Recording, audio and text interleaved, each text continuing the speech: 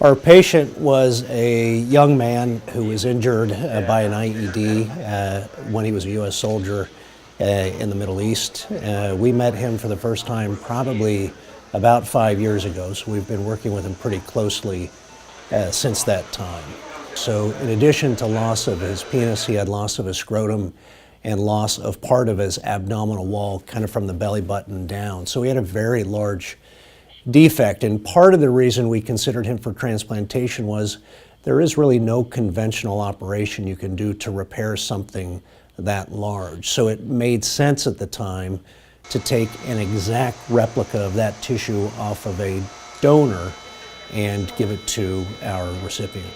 Well, you know, there have been a couple of other transplants in the world. The first one was done in China back in probably the early 2000s, but it didn't work. There have been 2 transplants done in South Africa and 1 transplant done at Massachusetts General Hospital in Boston. What makes this transplant unique is that it is part of his abdominal wall, it's his entire penis, and it's his entire scrotum. So we really replaced like with like. We looked at the defect that our patient had and procured that exact size graft from our donor. We did the surgery in late March, so he is about 4 weeks out. He's doing extremely well.